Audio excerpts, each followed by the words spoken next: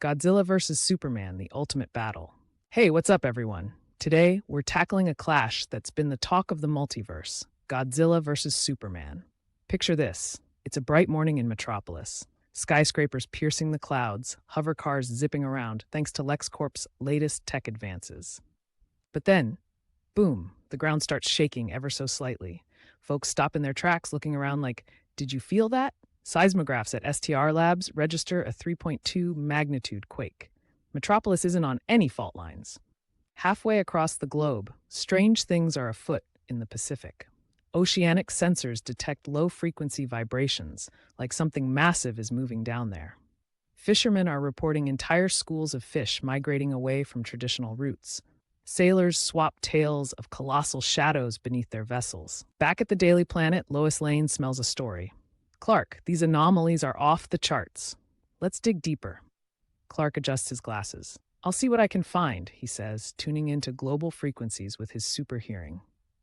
Without warning, remote islands experience massive tidal waves, some over 100 meters high. Then it happens. The ocean churns, and from its depths emerges Godzilla. His dorsal fins crackling with energy, he lets out a roar measuring 174 decibels, louder than a jet engine.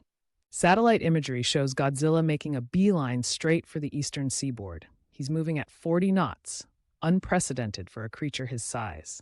The military deploys naval fleets, firing from missiles to experimental maser cannons. Godzilla's thick hide absorbs the energy. He responds with his iconic atomic breath. Every news outlet is on high alert. Headlines read, Kaiju threatens global security. Markets are crashing. The Dow drops 2,000 points in an hour. The UN holds an emergency session. Dr. Serizawa from Monarch suggests Godzilla is a force of nature. Conventional weapons won't stop him. In Metropolis, evacuation orders are issued. With a population of over 11 million, it's gridlock. Families pack into cars, trains are overloaded, and tempers flare. We see a child clutching a Superman action figure asking, will Superman save us? Clark retreats to the Fortress of Solitude. Surrounded by Kryptonian technology, he consults the AI of his father, Jor-El. Father, how do I stop a creature powered by nuclear energy? Jor-El responds, you must find its weakness. Back in Metropolis, Clark emerges. He loosens his tie, unbuttons his shirt to reveal the iconic S-shield. Cue the epic music. Superman flies out to meet Godzilla just outside Metropolis. The two titans lock eyes. One man, one monster. Listen, big guy, we need to turn you around, Superman says. But Godzilla isn't having it. He swipes at Superman with massive claws. The fight kicks into high gear. Superman flies circles around Godzilla, landing punches at speeds exceeding Mach 3. Godzilla retaliates with his tail, generating shockwaves measuring 7.0 on the Richter scale. Godzilla fires his atomic breath, but Superman counters with his heat vision. The beams meet, causing a massive explosion that shatters windows for miles. Skyscrapers begin to crumble. Debris rains down. The structural integrity of the city is compromised. Superman hears cries for help. He's torn. Does he keep fighting or save civilians? Realizing the city can't take much more, Superman decides to change tactics. He uses his freeze breath to create an ice barrier, momentarily slowing Godzilla down. He then flies around Godzilla at super speed, creating a vortex that disorients the beast. Using this to his advantage, he leads Godzilla toward the Badlands, a vast, uninhabited desert. But Godzilla starts absorbing energy from the Earth's core, a new ability.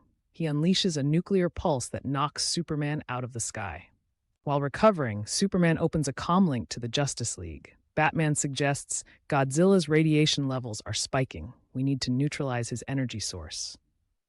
Batman suggests deploying an EMP emitter to disrupt Godzilla's atomic energy absorption. The catch? It needs to be delivered directly into Godzilla's path. The final face-off takes place near an active volcano. Superman, now equipped with the EMP device, engages Godzilla in an all-out brawl. The volcano starts to erupt from the sheer energy. At the critical moment, Superman activates the EMP. Godzilla's glowing spikes dim. Instead of finishing him off, Superman senses Godzilla's confusion and pain. He realizes Godzilla isn't evil, just a force of nature out of place. Go home, Superman says softly. Godzilla lets out a subdued roar before turning away. He trudges back toward the ocean, disappearing beneath the waves. Superman looks over the devastated landscape. The cost was high. Lois approaches. You did what you had to do, she whispers. But at what price? Superman replies, we have to do better. In the days that follow, people unite. Construction crews work around the clock.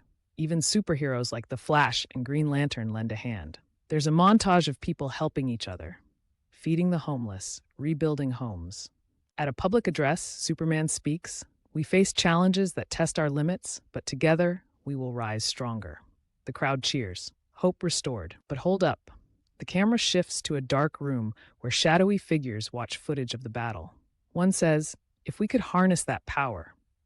Another replies, the world isn't ready for what's coming. Superman takes flight against a backdrop of a setting sun. His silhouette forms the iconic S against the golden hues. Far off in the ocean, a faint roar is heard. It's a reminder that nature's true power is still out there. In a secluded lab, we see Wonder Woman examining remnants of Godzilla's scales. This isn't over, she says. The camera pans to reveal a monitor displaying seismic activity worldwide. Are we gearing up for a Justice League and Kaiju crossover? One can only hope.